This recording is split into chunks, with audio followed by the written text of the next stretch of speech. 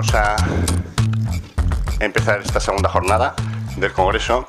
Y antes de la conferencia, no estaba en el programa, pero vamos a hacer una danza contemplativa, aquí, sentados. Esto es la cuadratura del círculo, ¿no? Nos pondremos de pie, pero en esta sala. Va a dirigirla Joana Drover. Ella estuvo ayer en la mesa inaugural, ya la conocéis, es psicóloga, representante de Aemind y experta en este tipo de temas. Entonces, es una danza cortita, 5 o 10 minutos, pero yo creo que puede ser una forma de iniciar el día pues muy interesante, ¿no? Y muy interiorizante. Entonces, si os parece, le doy... Hay una música de fondo que estamos localizando a oscuras. Sí, introduce lo que yo. Bueno, primero de todo deciros que de experta nada, simplemente soy practicante. Hay expertas entre el público y yo de experta nada. Lo que pasa es que esta danza, Javier la pudo presenciar en una formación en la que coincidimos y la presenté como una danza que a mí me conecta mucho con las prácticas de mindfulness y compasión. Entonces, me encanta compartirla porque es para mí un puente, ¿no?, entre estos dos campos que estamos dialogando estos días aquí, ¿no? El mindfulness y el cristianismo, que es la escuela de compasión en la que yo me he formado, ¿no? Os explico. A ver, poneros de pie primero de todo. Sí. Las danzas contemplativas nos introducen a una manera de orar a la que los de nuestra generación estamos muy poco acostumbrados, que es con el cuerpo. Estamos acostumbrados a mucha palabra, mucho texto, ¿no? Y somos no solo todo eso, sino también somos cuerpo. Y cuando nos ponemos en presencia del Señor también nos ponemos con el cuerpo. Las danzas contemplativas son muy sencillas y os voy a explicar los pasos, aunque no los vamos a hacer, los haremos en forma de balanceo. Os enseñaré la danza de la bendición. Consiste en unos pequeños movimientos que si estuviéramos en círculo los haríamos hacia adelante, ahora los haremos en forma de balanceo, donde vamos a hacer 2 pasitos, lo continuamos con balanceo, 2 pasitos más, balanceo. Ya veréis, la música va marcando los tiempos. Los movimientos de los brazos son, primero bendecimos la tierra que nos sustenta, la que nos alimenta, la que nos da vida, y sin ella no estaríamos aquí. Nos bendecimos a nosotros, a cada uno de nosotros. Bendecimos los pueblos, y nos bendecimos a nosotros mismos. Una sugerencia, dejaros llevar por la música, por este anhelo de paz, de salud, de bondad, ¿no?, para cada uno de estos momentos. La tierra, nosotros, los pueblos y uno mismo. Con este espíritu, las prácticas de mindfulness y compasión, las prácticas meta, nos conectan con el anhelo de paz, de salud, de que las cosas nos vayan bien, tanto a los demás como a nosotros mismos. Y me parece que esta práctica nos conecta las dos prácticas en una. Vamos a poner la música. ¿Alguien tiene alguna duda o no? ¿Nos lanzamos? Sí. Otra sugerencia, no se trata de pensar, ay, lo estoy haciendo bien, lo estoy haciendo mal, ay, eran 2 pasitos y estoy quieta, sino se trata de simplemente dejarte llevar por ese anhelo, por ese deseo de bondad, ¿no?, de ese bendecir, y dejarte llevar por la música. No estés juzgando lo que estés haciendo. Te puede ser de ayuda poner tu atención en las manos, en ese movimiento de manos. La tierra, sintiendo la palma de las manos, poniendo tu atención en la palma de las manos. Los otros, puedes utilizar también la mirada para conectar con el otro. Os animo a que os giréis, los que estáis en las filas de delante, cuando bendigáis a los demás, los pueblos y uno mismo. Si dirigís la atención a la palma de las manos, os ayudará a entrar en el movimiento. Ponemos la música, el primer movimiento no lo hagáis vosotros, si acaso lo hago yo y después empezaremos. Veréis que la música va marcando mucho.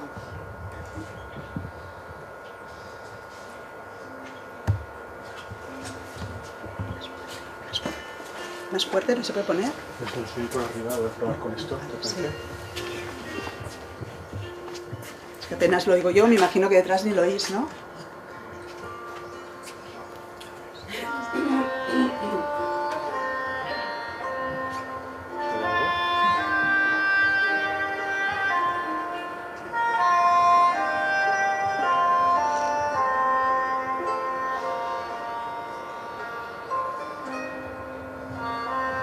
Puede ayudar cerrar los ojos, abrirlos cuando bendecís a los demás.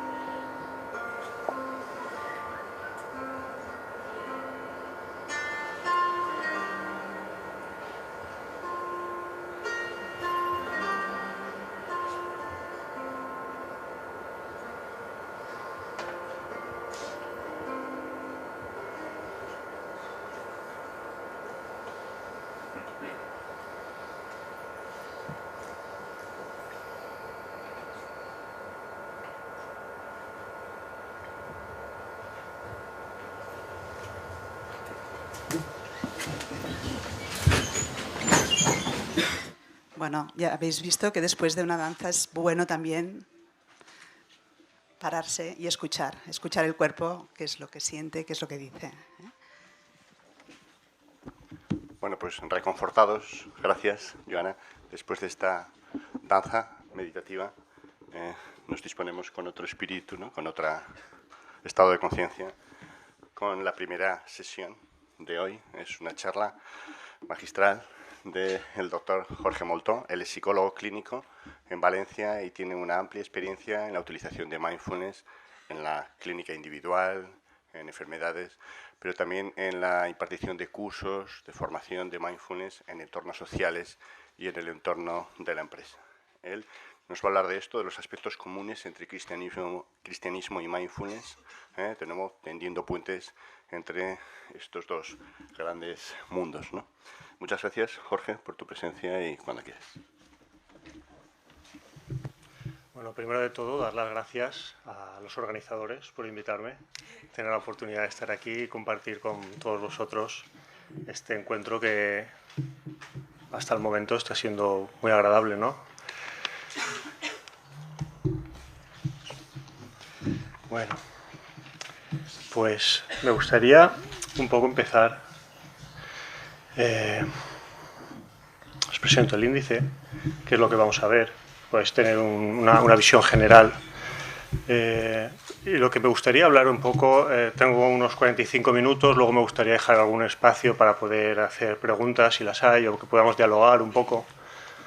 Que esto de las ponencias siempre me gusta que sea bidireccional, que haya un espacio también de diálogo, más que de pregunta-respuesta, también de opinión, si se quiere. Y en este breve espacio de tiempo, pues me gustaría decir muchas cosas y las voy a tener que decir un poco por encima, con la mayor precisión posible, pero sí que me gustaría hacer dar una visión general acerca de qué es el mindfulness, las diferentes acepciones que ha tenido a lo largo de la historia, qué sentido tenía en la antigüedad, qué significado, con qué sentido se utiliza hoy en día. Luego, la práctica de compasión, o mindfulness y compasión, como una práctica también emergente que está colaborando con mindfulness, o con la práctica de mindfulness. Y luego, para terminar el concepto de mindfulness, explicar cuáles son las características laicas, es decir, qué lo diferencian, ¿no? Primero quería, para hablar de mindfulness y cristianismo, imagino que un alto porcentaje de los que están aquí sois católicos o cristianos, y la mayoría o muchos conoceréis mindfulness o sabréis algo de qué es mindfulness.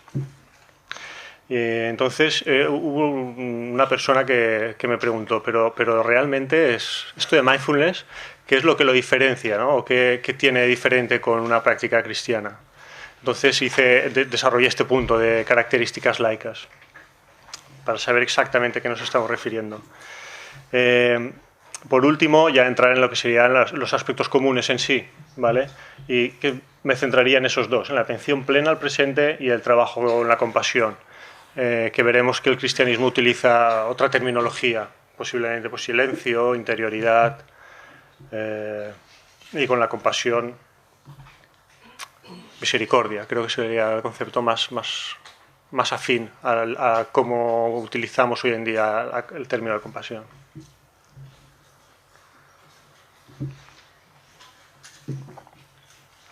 Para eso me gustaría primero empezar brevemente comentando pues algo personal, ¿no? Es decir, cuando empiezo a conocer qué es mindfulness, empiezas a profundizar, a hacer cursos, a hacer formaciones, empiezas a buscar más y acabas en cursos de budismo, ¿vale?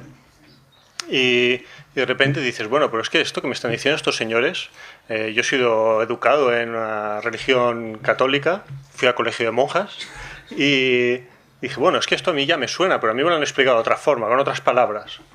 Y un poco yo creo que el espíritu de estas jornadas es un poco ese, ¿no? Es decir, ¿cuál es ese carácter universal? ¿A qué nos estamos refiriendo? ¿Existe una universalidad en esto de la contemplación? Ese tipo de preguntas.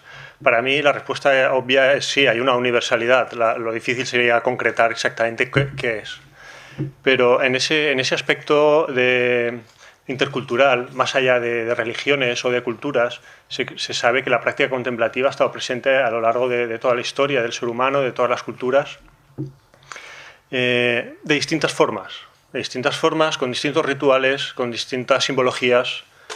Y para mí tiene un carácter muy atrayente saber qué es lo que hay, cuál es la esencia, podríamos decir, de todo eso. Porque si no nos podemos perder con las palabras, nos podemos perder en los rituales, nos podemos perder en la simbología y creer que esa es la esencia. Y no, eso se está refiriendo a algo. ¿Y ese algo qué es?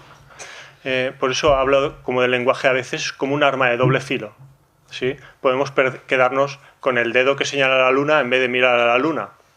Y un poco el esfuerzo que me gustaría que hiciéramos, al menos, si no durante toda la jornada, por lo menos durante los próximos minutos, es que podamos tratar de ir hacia adentro y buscar cuál es esa esencia más allá de la palabra.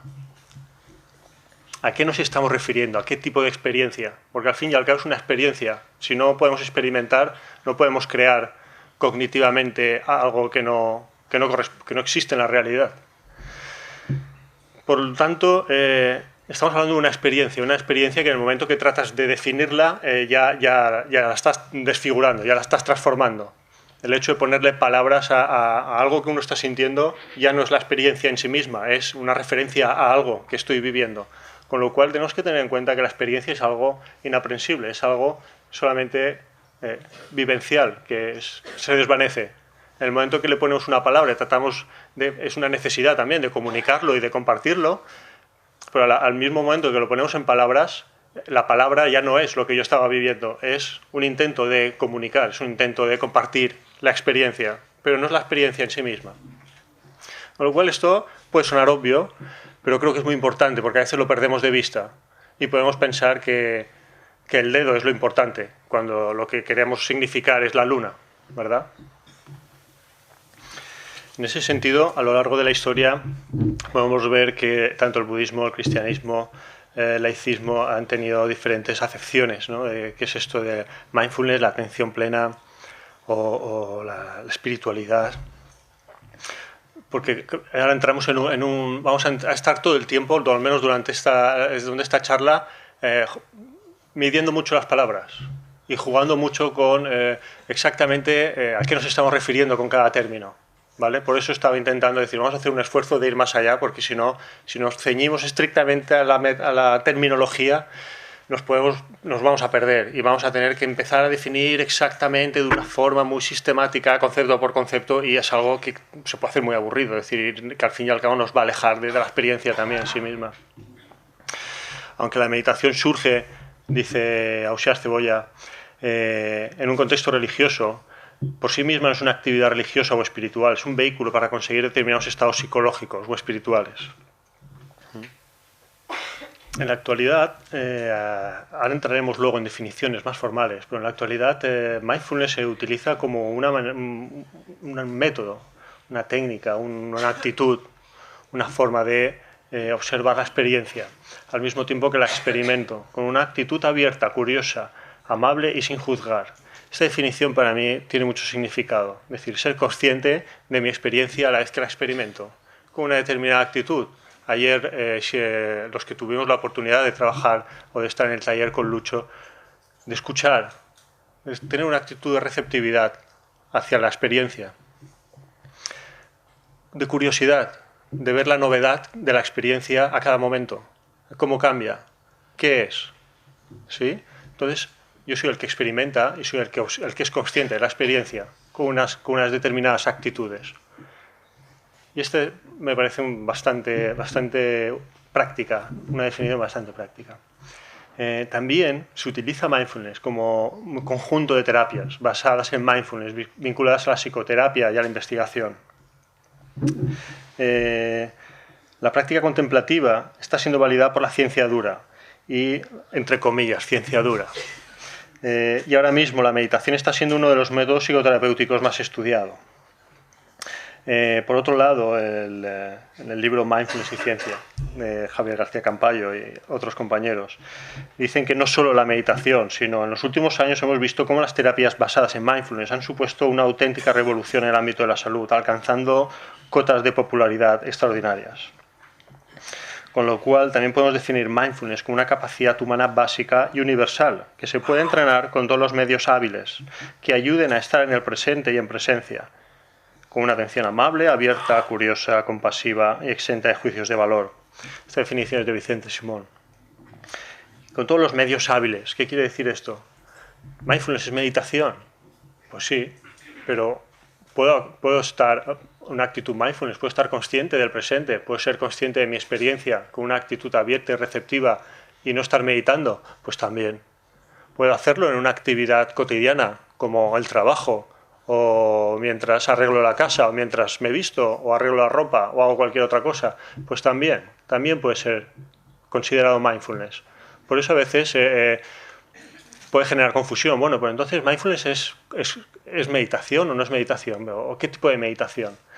Entonces es importante destacar que tiene como estas distintas acepciones, al menos en el contexto actual. significar también, porque podríamos diferenciar el ámbito clínico, el uso de mindfulness en el ámbito clínico sería diferente a un ámbito educativo o un ámbito espiritual. Y en todos ellos estaríamos hablando de mindfulness. Obviamente, la forma de llegar allí, los ejercicios, las prácticas concretas podrían variar ligeramente, pero la esencia es la misma. Y aquí vuelvo otra vez a lo mismo. Es importante saber cuál es la esencia para poder jugar con la forma. Un maestro, Lama Rinchen, nos comentaba hace poco, esta semana, que a veces la taza y el contenido de la taza son dos cosas diferentes. El contenido es la esencia y el continente, la taza, es decir, es aquello que la contiene, que podría ser la religión o el ritual o la práctica en sí misma. Si nos ceñimos al continente y nos agarramos a que eso es lo importante, vamos a perder de vista la esencia y vamos a ir hacia algo dogmático, hacia algo rígido, y vamos a perder de vista la esencia. Por el contrario, el peligro opuesto sería haber probado la esencia y pensar que no hace falta ningún continente y que cualquier cosa vale para llegar a la esencia. Y sería como algo muy New Age, y es como, bueno, yo ya he probado esto, yo ya sé lo que es, ahora me invento yo una religión para acceder a este estado de conciencia. Con lo cual también podríamos caer en un peligro, ¿no? En ese sentido, creo que mindfulness tiene la gran habilidad de ayudarnos a llegar a la trascendencia del ego. Pero una vez más, como científicos, no van a emplear la palabra trascendencia ni la palabra espiritualidad. Creo que no la he visto en ningún libro de mindfulness. Y mira que hay hoy en día libros de mindfulness y en ninguno existe esa palabra. En ninguno. 0 veces. Yo creo que me estaría interesante a lo mejor hacer un estudio de cuántas veces se cita esa palabra, se emplea ese término, ¿no? Yo no lo he visto nunca, 0. Se habla en términos psicológicos, de términos de atención, términos cognitivos, emocionales, etcétera, algo que puedan medir, es decir, es lógico, tampoco no es nada malo. Simplemente es algo a señalar, estamos hablando de una experiencia con distinto lenguaje. Y mindfulness tiene la habilidad de, una manera muy sencilla, ayudarnos a estar observando el presente, a ayudarnos a mantener esa contemplación. Y de alguna manera, sin darte cuenta, apareces más allá del ego. Y dices, ostras, esto ya no es el ego. Esto es trascender, esto es espiritualidad. Empiezas a hacerte un tipo de preguntas que no te va a responder mindfulness, porque mindfulness no se hace esas preguntas, se hace cómo puedo medir esto, cómo puedo hacer lo otro. Porque mindfulness hoy en día estamos hablando en un contexto científico. Sin embargo, más allá, es como llegamos a mindfulness nos lleva hasta esa puerta. Más allá de esa puerta, no tengo ninguna información, ninguna orientación, ninguna señal que me indique el camino. Y ahí es cuando tengo que acudir a las tradiciones. Y hablo de tradiciones cristianas, budistas, etc. Son los que han recorrido ese camino durante años y años, siglos y miles de años. Y son los que sí que conocen ese camino. También es verdad que su metodología, tal vez, no soy yo quien deba decir esto como algo absoluto, pero tal vez la pedagogía estaría bien revisarla, actualizarla, cambiar el vocabulario para referirnos a determinadas cosas y no vivir esto como un atentado a la esencia, a la tradición. Ser capaces de sentir cuál es la esencia, es decir, y transmitirla de un modo nuevo, un modo diferente. Las palabras que se usaban hace 50 años o hace 100 años ya no significan lo mismo en castellano. Y lo mismo pasa con el latín o con el sánscrito de hace 1000 o 2000 años. Es decir, podemos traducir esa palabra a la actualidad y podemos coger una traducción, pero posiblemente en aquella época se utilizaba con 4 o 5 significados diferentes. Entonces vamos a tener un problema para querer decir exactamente lo mismo que se dijo en aquella oración, en aquel momento, en aquel sermón. Esto es una dificultad del lenguaje. Entonces, estoy un poco pesado, haciendo mucho hincapié con esto del lenguaje, pero es que me parece que es algo muy relevante y en lo que muchas veces nos perdemos y en lo que genera muchos debates y muchas diferencias, donde no las hay, donde a veces simplemente estamos hablando de lo mismo. Simplemente yo lo abordo desde una simbología, desde un vocabulario, un lenguaje, y otra persona lo asume desde otro. Pero estamos hablando de lo mismo. En la antigüedad, mindfulness, el sánscrito o el pali, una de las palabras que se traduce como mindfulness es sati. Pero hay otras que también se traducen como mindfulness, con lo cual entramos en una disquisición bastante compleja. Tendríamos que entrar en una terminología ya realmente compleja. Y al fin y al cabo es un aspecto de conciencia, de atención y de recuerdo. Recuerdo no es de acordarme de cuando yo era niño o de las cosas que hice ayer, sino acordarme de estar en el presente. Acuérdate que tú puedes ser consciente, que no hace falta que vayas siempre en piloto automático, que te muevas por inercia. Tú puedes parar y de repente, acuérdate, puedes ser consciente y puedes traer la conciencia aquí y ahora. Y muchas veces en los cursos de mindfulness, una de las cosas que la gente primero percibe como un beneficio es esto. Ejercicios cortos que yo puedo hacer a lo largo del día y durante las 6 o las 8 semanas que dura el curso, la gente te dice, es que ahora soy más consciente. No hemos hecho muchas prácticas, no hemos hecho ningún avance, no se puede hacer en una sesión de 2 horas y de una semana a la siguiente un gran avance espiritual. Es decir, no me puedo convertir en un atleta profesional en una semana. Podemos hacer un poco de estiramientos, podemos correr un poco, pero oxigenar el cuerpo, pero de ahí a ser un deportista de élite hay mucho. Pues con mindfulness pasa lo mismo, es decir, pero yo empiezo a sentir una serie de beneficios y es que durante el día yo me acuerdo. Y esa es la importancia del matiz del recuerdo. Me acuerdo que puedo ser consciente. Cuando esto sucede, estoy en una disposición de poder elegir. Elegir qué puedo hacer con mi vida, qué puedo hacer con mis emociones, cómo las gestiono, cómo me comporto. ¿Sí? Porque si no, acabo repitiendo, lo que psicología podríamos llamar patrones emocionales. Repito una y otra vez. Y siempre me pasa lo mismo. Es que acabamos por la conclusión de decir, es que soy así. Y dices, hombre, sí, eres así. Yo no soy así y tú sí. Es decir, hay una parte de es verdad, que es cierta. Pero hay otra que decir, también puedes cambiar, si quieres. ¿Cómo? Pues primero hay que tomar conciencia para ver qué es lo que te está pasando, en qué momentos puedes cambiar, qué cosas quieres cambiar y de qué otra forma las quieres cambiar. ¿Sí? Con lo cual, tomar conciencia, el primer beneficio que nos va a dar va a ser la capacidad de decidir. La capacidad de decidir cómo quiero gestionar. ¿Sí? Nos va a posicionar en una actitud de libertad. Vale. Esto es lo que estaba comentando. Cualquier práctica, formal o informal. Formal me refiero a sentarme y hacer una meditación, tal cual se entiende, en silencio, con los ojos cerrados, quietud, ¿vale? Y informal podría ser cualquier actividad cotidiana en la que yo esté en una actitud de conciencia, de atención plena a las sensaciones, a los sentidos, a los pensamientos que aparecen, de una manera observar simplemente cómo van apareciendo y desapareciendo, cómo va cambiando mi experiencia momento a momento. Eso es atender al presente, algo nuevo y cambiante permanentemente. Si alguien tiene la sensación que todos los días son igual, es porque no está en el presente, porque está instalado en la mente y la mente sí que es la que repite una y otra vez, es la rutina, ¿vale? Ahí estamos funcionando sin conciencia, estamos yendo en piloto automático. En la medida en que hay conciencia, hay presente, hay novedad. Es decir, no hay que generar, no hace falta que vaya a trabajar cada día por un camino diferente para que sea novedoso. De por sí ya es novedoso. Pues que si hiciéramos el experimento, cerrar los ojos, veríamos que segundo a segundo la experiencia va cambiando. Aparece un pensamiento y se va, aparece una sensación y se va, aparece una emoción y se va. Es decir, y así, si la experiencia se estanca y se queda entra en un bucle es porque algo estoy haciendo yo. Si esto no es natural del organismo. Estoy haciendo algo con mi cabeza, obviamente.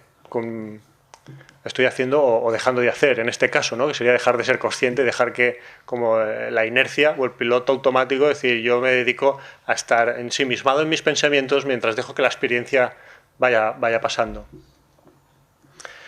En un sentido técnico, es decir, dentro de lo que estaría la meditación en sí misma, cuando hablamos de aprender a meditar, bueno, ¿cómo podríamos hacer habilidades? Vamos a practicar meditaciones para desarrollar habilidades atencionales, muy bien.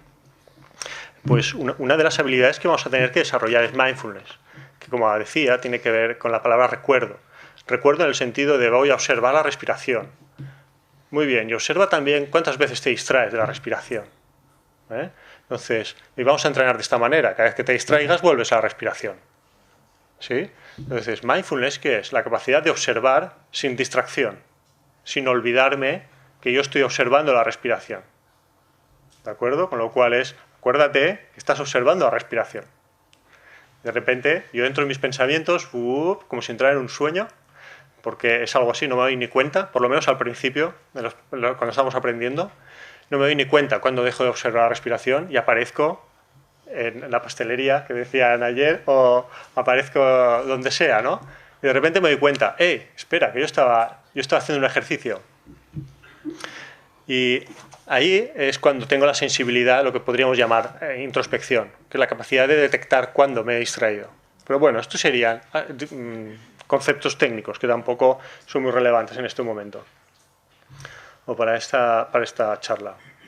Simplemente mostrar que mindfulness se puede emplear distintas acepciones. Podríamos verlo como mindfulness como meditación, mindfulness como una actitud, mindfulness como una técnica, mindfulness como un modo de vivir, mindfulness como una habilidad dentro de la práctica meditativa, con lo cual, cuidado, ¿vale? Porque a veces oímos mindfulness por todos los sitios, pero no todo es lo mismo, ¿vale? Muy bien. Algunas de las definiciones de la actualidad, esta la he comentado, la capacidad humana básica de Vicente Simón y la metáfora del telescopio. De alguna manera, cuando aprendemos a practicar, cuando meditamos, cuando hacemos mindfulness, aprendemos a construir una técnica que nos sirve para observarnos, para ir hacia adentro. De alguna manera sería como un telescopio. Aprendo a construir un telescopio para observar más y más profundamente. Y cada vez tengo más capacidad de observación. Y cada vez tengo una lente con más zoom, con más dioptrías. Y puedo ver más adentro. En este caso, el telescopio sería para ver hacia afuera incluso de la Tierra. La meditación sería para observar hacia adentro. Para observar o para escuchar. Me es indistinto porque lo importante es la capacidad de volverme receptivo cuando medito. Y este es el gran cambio de actitud que uno hace en esta sociedad en la que todo es hacer, hacer, hacer, y ir hacia las cosas y resolver y producir. De repente dicen, no hagas nada. ¿Cómo puedo quitarme el estrés? No hagas nada. El estrés se va solo. El estrés lo produces tú. Si dejas de hacer todo, dejas de tener estrés. Pero ¿cómo dejo de hacer todo? Esto es lo que no sé. Dice, pues bueno, escucha, párate y escucha. Pero es que lo que escucho, no sé si lo estoy escuchando bien. Tú solo escucha. No hagas nada más. No tienes que hacer completamente nada más. Con lo cual, una habilidad básica que tenemos que empezar, por la que deberíamos todos empezar a desarrollar, y como cultura, es la capacidad de parar. Parar, aprender a llevar el cuerpo a un estado de relajación, de calma, para poder promover la escucha, para poder promover estar con uno mismo. Si no sé parar me refiero a llevar el cuerpo a un estado de reposo, darle permiso a mi mente para que deje de estar buscando soluciones, para que deje de estar respondiendo preguntas que me surgen en la mente continuamente y qué tengo que hacer después, si esto me saldrá bien, me querrán, me reconocerán el esfuerzo, todo este tipo de cosas que estamos continuamente en eso, ¿no? De una forma directa o indirecta. Déjalo, solo unos minutos. Luego, cuando vuelvas del ejercicio, estará esperándote. No te preocupes, no se va a ir a ningún lado, ojalá. Pero no, va a estar ahí. Solamente date el permiso durante unos minutos de no observar, de no atender a nada de eso. ¿Sí? Y dejar que tu cuerpo, que tu mente, que tu respiración, que todo eso se calme. Como si te fueras a ir a dormir, pero completamente consciente. ¿Sí? Entonces se produce un cambio.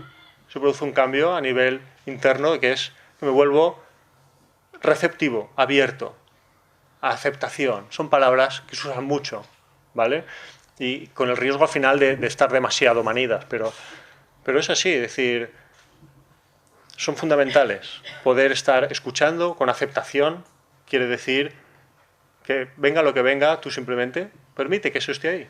Dale permiso. No te dediques a esto sí, esto no, debería ser así o asá. Escucha. Como receptividad y apertura a cualquier cosa. Y de repente las cosas cambian. No hay que hacer nada. John Kabat-Zinn también lo define como prestar atención de una manera determinada, de forma deliberada, en el momento presente y sin juzgar, o ser consciente de la experiencia al mismo tiempo mientras la experimento.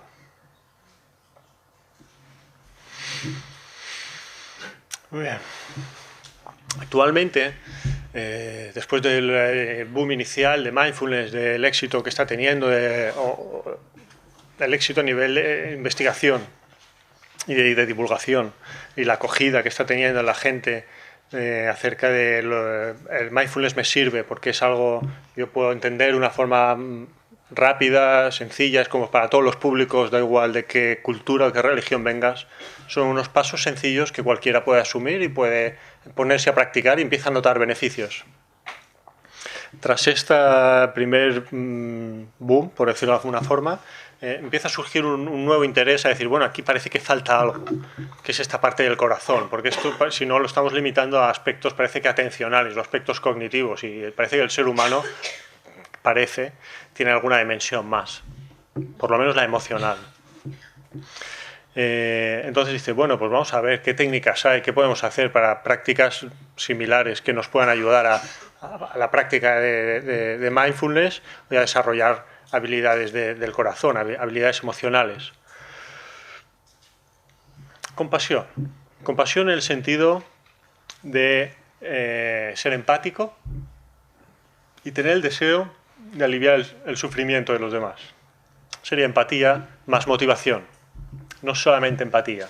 Empatizar con el sufrimiento ajeno, pero también con el propio. Que yo también lo paso mal. Y cuando yo lo paso mal, llego tarde, no me salen las cosas como a mí me gustaría, etcétera, etcétera. ¿Cómo me trato? ¿En qué medida soy autoexigente? ¿En qué medida soy crítico conmigo mismo? Mucha gente que viene a los cursos dice, yo con los demás puedo ser muy amable y no me cuesta perdonar, pero conmigo soy el peor juez, ¿no? Soy un fiscal implacable. Y muchas veces es lo que más cuesta, empezar a tratarse de una forma más amable, de una forma más compasiva. Y normalmente cuando explicamos este término empezamos por ¿qué entendéis por compasión? Y muchas veces sale el término de lástima o de pena. Y es algo que está ahí, es decir, pero no es la forma en la que se aborda, no es la forma en la que se va a trabajar o como lo estamos entendiendo. Con lo cual, otra vez, introducimos un concepto nuevo y necesitamos perfilar, pulir qué significa, a qué nos estamos refiriendo con este concepto. Porque si no empiezan a salir resistencias, ¿vale? Es decir, compasión parece que es, ay, pobrecito, tengo que ayudarle, ¿sí? Incluso las expresiones, deja de autocompadecerte y levántate y haz las cosas, ¿no? No está bien autocompadecerte. Pero sí en este sentido. Es decir, es un sentido en el que yo puedo darme sostén, yo puedo darme confort, puedo tratarme de un modo cálido, ¿sí? Como trataría a un niño que tiene miedo o que está enfadado, etcétera, etcétera. Es decir, ¿qué sentimiento nos sale ahí de forma innata? A la mayoría, a no ser que tengamos algún tipo de trastorno, de disfunción, a la mayoría nos sale tratar de llevarle a un estado de confort, de que vuelva a estar bien, ¿sí? Vemos a un niño que está sufriendo, pensar en algún hijo, en algún nieto, en algún sobrino, alguien cercano, y si lo ves que está sufriendo, inmediatamente te sale el deseo de ayudarle, de darle ese sostén. Y lo mismo pasa con nosotros mismos. Mindfulness, algunos de los beneficios personales podrían ser eso: aumentar la capacidad de concentración, la calma interior, la gestión de las emociones y los pensamientos y la presencia. La gestión de las emociones, por lo que comentaba antes, porque en la medida que yo soy consciente de cómo surgen las emociones, puedo decidir cómo las gestiono, si actúo o no actúo, le digo o no le digo.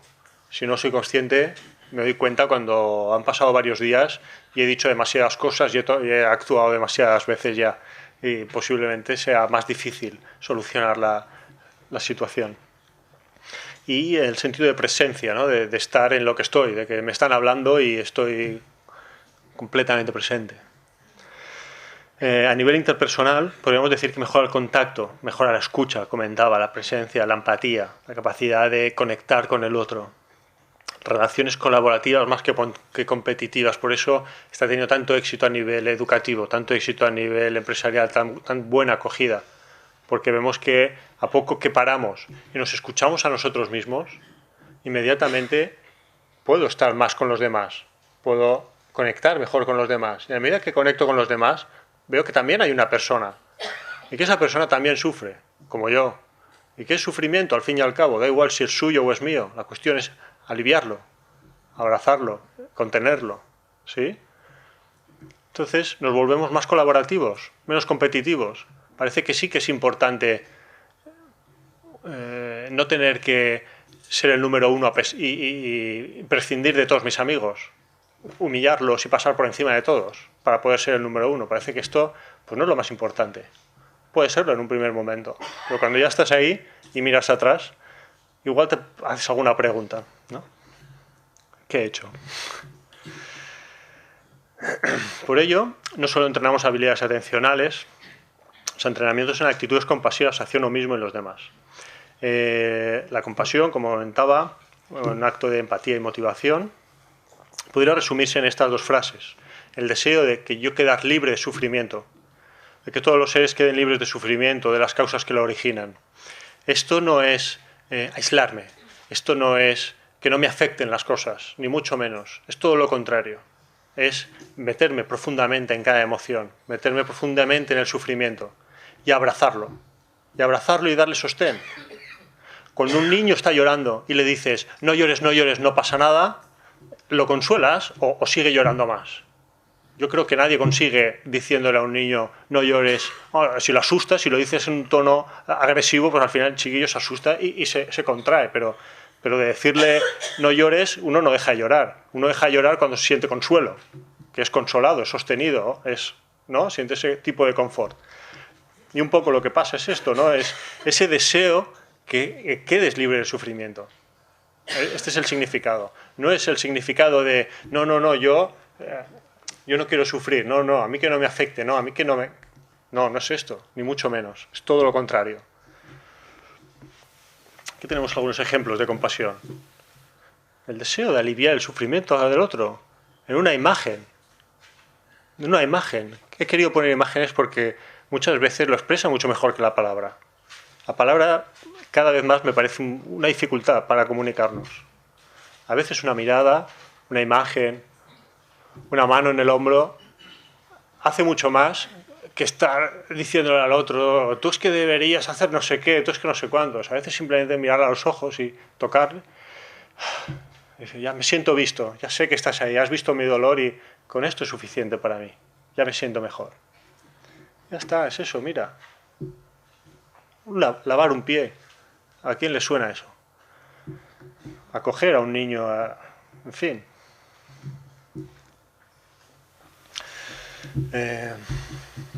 Características laicas diferenciadoras. La primera va a ser las evidencias empíricas. No sé si las llevo aquí. Las evidencias empíricas, ¿vale? Vamos a necesitar, como comentaba, que la ciencia, mindfulness es un aspecto, proviene del budismo, podríamos decir. Pero como he dicho, no está presente solo en el budismo, no es estrictamente del budismo, es algo universal, aunque la ciencia actual sí que es verdad que lo ha cogido desde ahí y la mayoría de prácticas están inspiradas en la tradición budista. Eso no quiere decir que se practique budismo, ¿sí? Es como si yo hago un ejercicio de la tradición cristiana, no hace falta que sea cristiano. ¿Me explico? Puedo ser o creer o no en Dios. Si yo hago ese ejercicio que hemos hecho esta mañana, de la danza, necesito creer que hay un Dios y que hay un más allá y necesito creer en toda la simbología y en todos los rituales para que la danza que hemos hecho esta mañana tenga efecto en mí. No. Es decir, pues esto es, ¿vale? Hay prácticas, hay ejercicios que hacen bien por sí mismos y esto es lo que trata de estudiar mindfulness, es lo que trata de estudiar la ciencia. De alguna manera, no sé si la palabra sería sintetizar, pero sí buscar aquello que es útil sin necesidad de creer en ello. Es útil porque es universal, porque funciona, porque somos humanos, porque tenemos un mecanismo que si tocas este botón se activa, ¿sí? De la misma manera que si vemos las imágenes de antes, nos conmovemos. Es decir, ¿por qué? Porque somos humanos. Las pones a un caracol y no hace nada, ¿vale?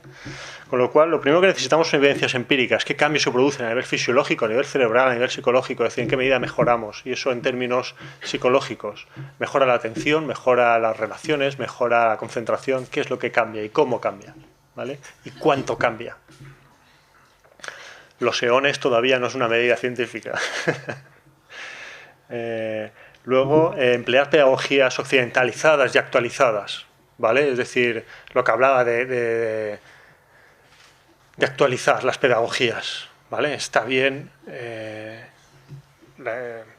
tenemos que tratar de hacer llegar el mensaje de otras formas, ¿vale? Es decir, a veces explicar las cosas con otros instrumentos, sin que por eso tengamos que faltar a la tradición o a la esencia del mensaje, ¿sí? O sintamos que estamos yendo en contra de nada, ¿de acuerdo? Con lo cual, emplear un lenguaje más cercano, más actual, ¿vale? Porque hay muchísimas palabras que sin darnos cuenta tienen ya muchos, porque históricamente es así, y han ido adquiriendo una serie de matices peyorativos. Y eso pesa y genera resistencias, y esa resistencia me va a impedir o me va a dificultar llegar a la experiencia de la que estamos tratando transmitir. Otro asunto importante sería la ausencia de simbolismo y de espiritualidad. Como comentaba, esa palabra es una prohibición implícita, no está prohibida por nadie, pero el hecho de no verla en ningún sitio, es decir, no sale. Entonces, como la ausencia de simbolismo también sería algo representativo, que lo diferencia de una religión. Todas las religiones tienen sus símbolos y sus rituales. En la parte laica, o el mindfulness laico, habría una ausencia de esto. No nos apoyamos en símbolos específicos para trabajar, ¿vale? Funciona porque sí.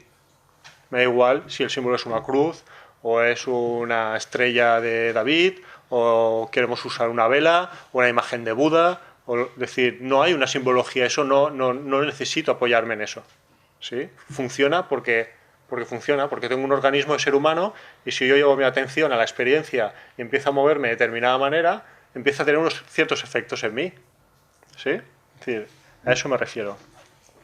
Y de la misma manera, el énfasis en la experiencia, ¿de acuerdo? Es decir, no hay que creer en nada, es una cuestión de práctica. Muchas veces se emplea el término entrenamiento para los cursos de mindfulness, ¿sí? Es una especie de entrenamiento, como ir a un gimnasio atencional, a un gimnasio de meditación para desarrollar una serie de habilidades. Como la compasión, se puede cultivar, se puede desarrollar. Es lo que los estudios nos están demostrando, que si uno practica, se pone en contacto habitualmente con el deseo de sentirse bien, de buscar las cosas buenas y de desear el bien a los demás, bendecir, que decíamos también esta mañana y ayer, esto nos facilita las relaciones, nos ayuda a encajar mejor los golpes, nos ayuda a recuperarnos mejor de las emociones difíciles. El bienestar y la felicidad, no la iluminación ni otro tipo de finalidad. La finalidad sería el bienestar. La gente siente estrés, siente ansiedad y quiere encontrarse mejor, quiere dejar de sufrir, o sufrir un poco menos, de poder vivir mejor. Y ese es un poco el punto de entrada y en parte por la que yo creo que el mindfulness está teniendo tan buena acogida, es decir, porque permite de un modo sencillo que la gente se encuentre mejor en términos muy terrenales, ¿vale? La búsqueda del bienestar y de la felicidad, y no una felicidad hedónica, de tener cosas y de ser el mejor, de tener mucho éxito. Una felicidad genuina, una felicidad profunda, una felicidad de dentro. Alan Wallace un maestro nos explicaba la diferencia entre la felicidad hedónica, que depende de un estímulo, que depende de que esté presente el estímulo, es del agua, por ejemplo, no hace falta que sea un estímulo negativo, es decir, como tener un coche, comprarme un móvil de última generación o tener un trabajo. Entonces, mientras ese estímulo está presente, yo soy feliz. En el momento que lo pierdo, dejo de ser feliz. Es algo que yo tomo del mundo, serían estos dos aspectos. Por un lado, depende de un estímulo y por el otro, es algo que yo tomo del mundo para mí. Pero hay otro tipo de felicidad, que es un poco la que se trata de promover aquí. Es una felicidad genuina, que sería como una fuente, que viene de dentro. No depende de fuera, no depende del entorno, no depende de un estímulo. Depende de uno mismo. ¿Sí? Yo puedo tener mejor o peor autoestima, pero si yo me sé dar sostén y me sé dar cariño, sé ser amable conmigo mismo, esto viene de dentro, esto no depende de nadie más que de mí. ¿Sí? Con lo cual tengo muchas posibilidades de ser feliz, de ser capaz de generar felicidad intrínseca. ¿Vale? A este le llamaríamos felicidad genuina. Y ahora más adelante veremos qué sentido tiene esto con el cristianismo, porque es una clave muy importante. Otro aspecto sería el de la trascendencia del ego. ¿Vale? Es decir, en las religiones a veces sí que se habla de la trascendencia del ego, de la mente no dual, y este aspecto sería laico, pero compartido. Y luego el lenguaje psicológico, pues que un poco ya hemos comentado, ¿no? Es decir, estaríamos hablando de una misma experiencia, pero en otros términos, posiblemente pues en aspectos cognitivos, atencionales, emocionales, fisiológicos, etc. Muy bien. Llegamos a los aspectos comunes. Perdonad que os haya pegado todo este rollo para llegar hasta aquí. ¿Qué es esto, la charla, no? La charla empieza ahora. Gracias. Los que habéis llegado tarde, ¿no? No os habéis perdido. Interioridad y silencio, ¿no? Sería uno de los aspectos importantes. Tendrían que ver con estar en el momento presente. Dice Javier Meloni que a Jesús no vamos, sino que venimos. Desde Mindfulness, ¿cómo leo esto? Tú no vas a la felicidad hacia afuera, haciendo, sin parar. A Jesús o a la felicidad tú llegas parando y yendo hacia ti. Primeramente, estando en contacto contigo mismo, parando y escuchando.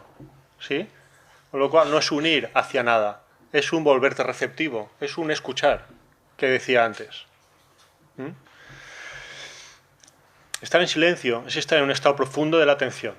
No estamos pensando en nada en concreto, sino estar en el momento presente, simplemente estar. Es una observación de la experiencia presente con una mente no conceptual. Y esto de la mente no conceptual hay que entrenarlo, claro. Sí, porque si he pasado toda mi vida en una mente conceptual, de repente decir, ahora vuélvete no conceptual. Dices, vamos a cerrar los ojos y vamos a poner la atención en lo que escuchamos. Cada cosa que escuches dices, tos, perro, autobús. ¿Vale? Es decir, ¿por qué? Porque tu mente continuamente está funcionando así. ¿Vale? Cada cosa que oyes le pones una etiqueta. Pero poco a poco, si no haces caso ni a las etiquetas ni a nada, tú te vuelves observando y simplemente queda la esencia de la experiencia en sí misma. Si el ruido ha sido grave o agudo, si te ha exaltado más o te ha exaltado menos, en qué medida te ha perturbado la atención o el estado de ánimo o te ha generado una emoción. Y te vuelves atento a estas cosas, no a si proviene de un perro, de un vecino o de un autobús o de... ¿Sí? Entonces esta es una de las diferencias.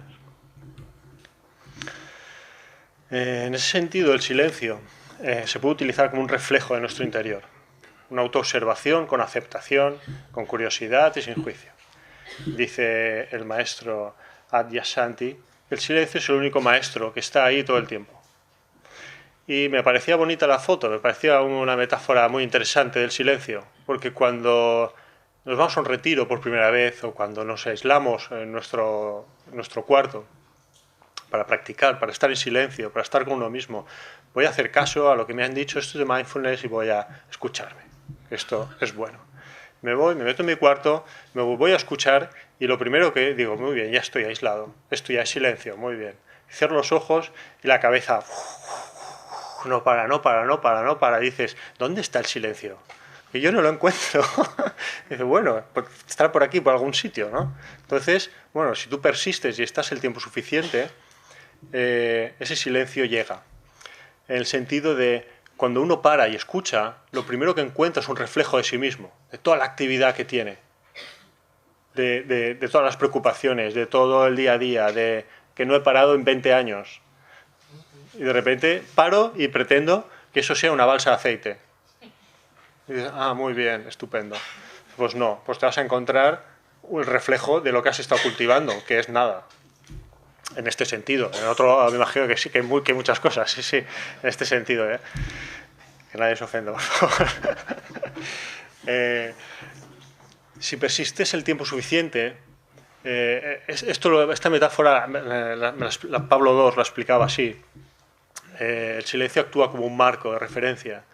Y al principio es un espejo, y si te mantienes el tiempo suficiente observando, se acaba convirtiendo como en un marco, como una ventana.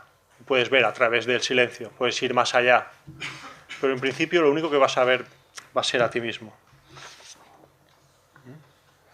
Tengo aquí la cita de Pablo, que me parecía muy bonita, de su libro La biografía del silencio, que dice: el silencio es solo el marco o el contexto que posibilita todo lo demás. ¿Y qué es todo lo demás? Lo sorprendente es que no es nada, nada en absoluto. La vida misma que transcurre, nada en especial. Claro que digo nada, pero muy bien podría decir todo. Esta es la historia del silencio. Es decir, tanto silencio, ¿a qué nos estamos refiriendo con el observar el silencio? Es decir, no es nada del otro mundo, justamente de este. Entonces dices, es que solo encuentro cosas de mi mente. Dices, es que no, como seres humanos no estamos diseñados para percibir nada más. Es decir, las cosas que pasan en Marte a nosotros no nos llegan. Llega lo que me pasa a mí, en mi cuerpo, en mi mente. Es decir, soy capaz de hacer esto. El cristianismo, según Ernest Larkin, actualmente aplica esta práctica en algunos contextos, por supuesto, para aprender a permanecer en el presente, pero también incluye la presencia de Dios. Se le podría llamar mindfulness cristiano, en el sentido de, bueno, cuando uno hace mindfulness, tal cual lo conocemos, es decir, yo me paro, cierro los ojos, observo al presente, estoy en atención plena, como me han dicho, escucho, una actitud receptiva, amable, sin juzgar. Muchos pensamientos, y de repente hay un momento que, uy, mira, parece que no hay pensamientos, o hay 3 segundos de silencio, ¿vale? Ya está, para un no cristiano sería bienestar y ya está, o silencio y ya está, pero en ese silencio un cristiano encuentra la presencia de Dios, le añade la presencia de Dios, se encuentra con Dios, ¿vale? Según Ernest Larkin. De esta misma manera, quería utilizar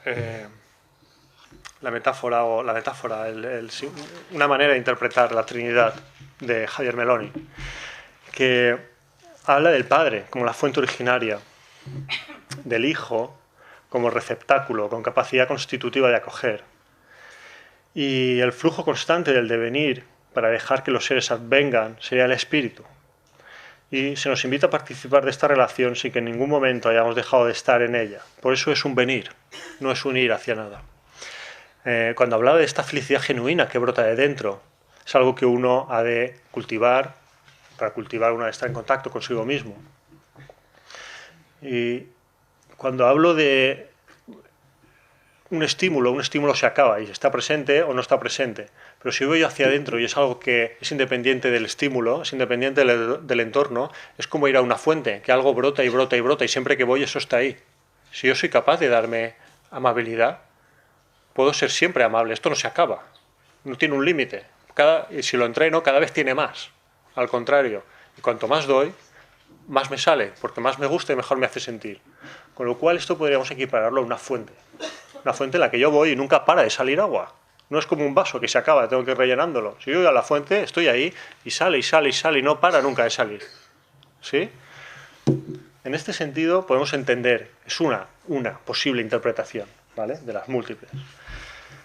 Entender al Hijo, al ser humano, como el receptáculo, con la capacidad constitutiva de acoger, es decir, el cuerpo, gracias a la conciencia que podemos desarrollar estas habilidades, ¿sí?, a través de la atención al presente, a través del Espíritu Santo, podríamos llamarle en palabras cristianas, a través de la atención a la respiración, al momento presente, al aquí y ahora. Cuando hablamos de escucha, de atender a la experiencia presente. Con lo cual tenemos una experiencia intratrinitaria de repente muy carnal, muy terrenal, muy básica, en la que mindfulness o la ciencia y la espiritualidad podrían converger más allá de las palabras, porque da la sensación, bajo mi punto de vista, por supuesto, que están hablando de lo mismo. Podría parecer. Aquí hablaba de las causas de la felicidad genuina. Bien. buscar la felicidad genuina, la fuente, el origen, como algo interno y cultivable, siempre disponible. Esto, que no sé si se ve muy bien, es un estanque, ¿vale? Es como el fondo de un estanque, el agua y hay unos rayos de luz que entran, ¿vale? Entonces es como la sensación de ir al fondo de mí mismo.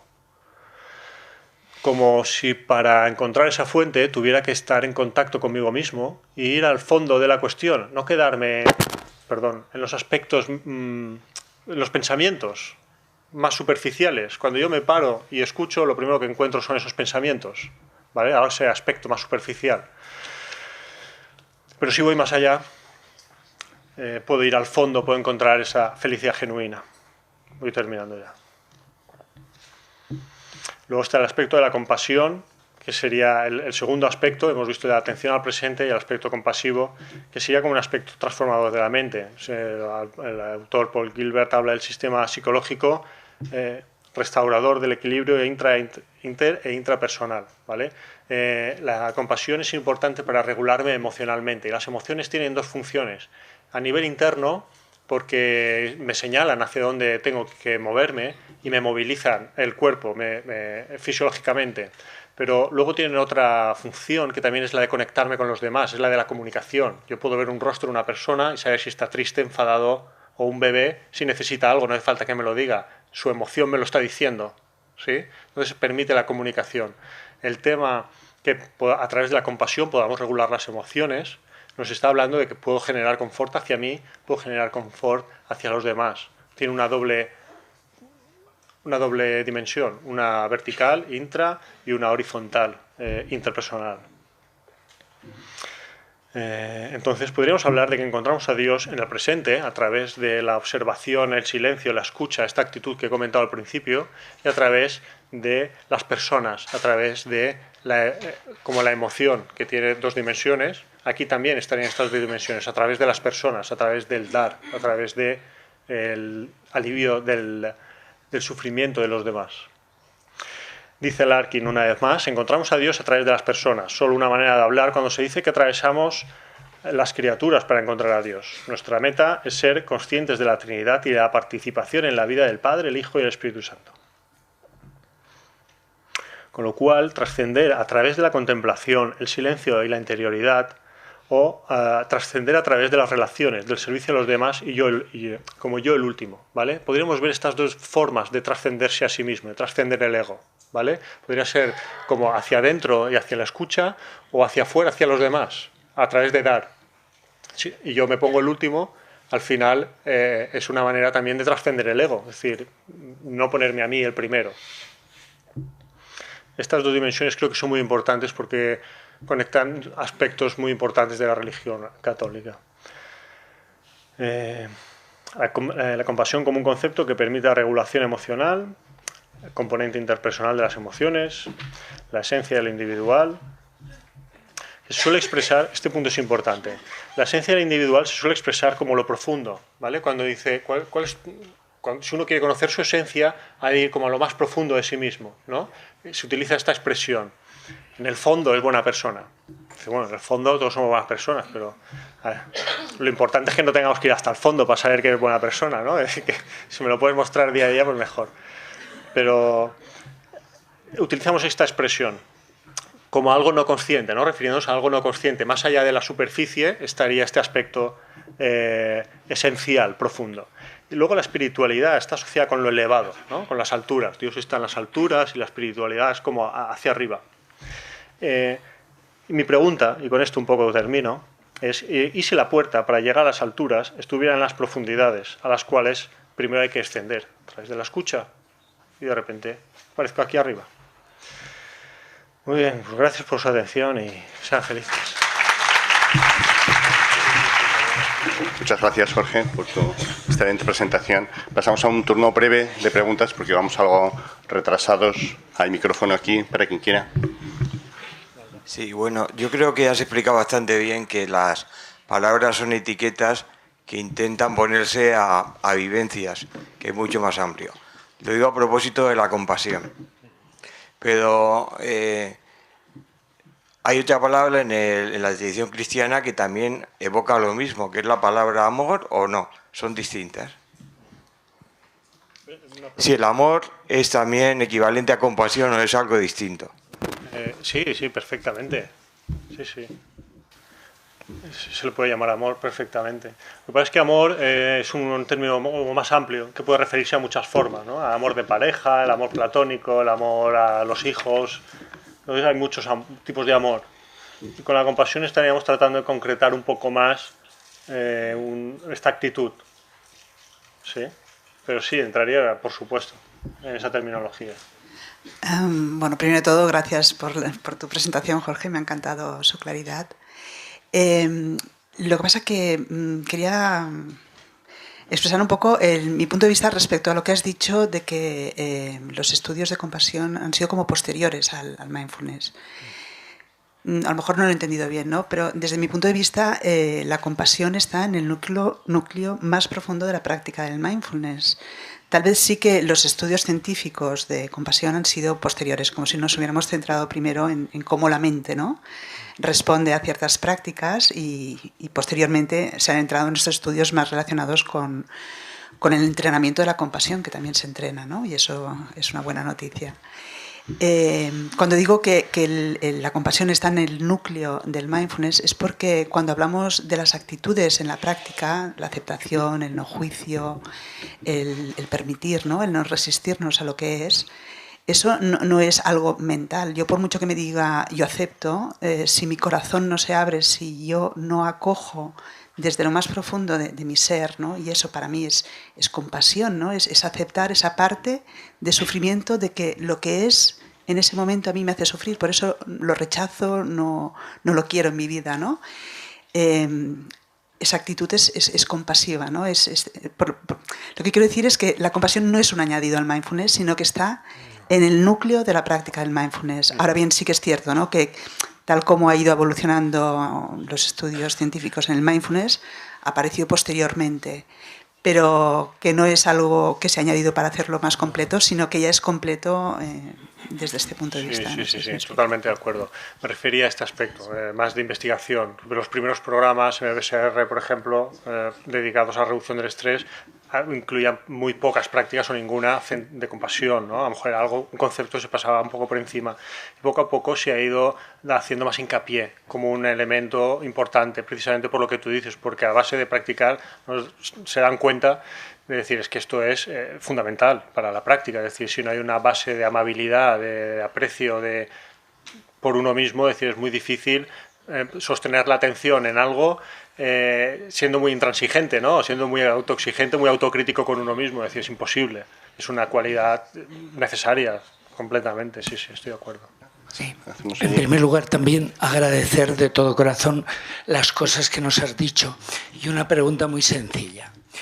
¿Tú no crees que en este momento de la historia de la humanidad nos encontramos con una confluencia de corrientes, diríamos, o de caminos que nos llevan a vivir con una esperanza impresionante de cara a la transformación de la Iglesia en la que muchos de nosotros pues vivimos y hemos estado durante años y años esperando que llegara un momento como este, y la contribución de mindfulness a esa transformación, a esa reforma, a esa renovación? Sí. Sí que es verdad, y creo que el actual Papa contribuye también mucho a eso, a esa renovación. Por otro lado, la experiencia que yo tengo con la gente que es cristiana y que ha aprendido a practicar mindfulness, su devolución ha sido, ahora vivo mucho más profundamente la religión, o lo que yo siempre he creído, lo que yo he sido educado, lo que siempre he practicado, ahora lo vivo como con otra dimensión, con otra profundidad, lo más vivido. Con lo cual me parece algo completamente compatible y que, lejos de competir, creo que es un plus y que es algo que puede generar esa actualización, ese cambio, esa actualización, perdón, que ha dicho. Sí. Muy bien, pues si os parece, damos por terminada la mesa. Muchas gracias, Jorge.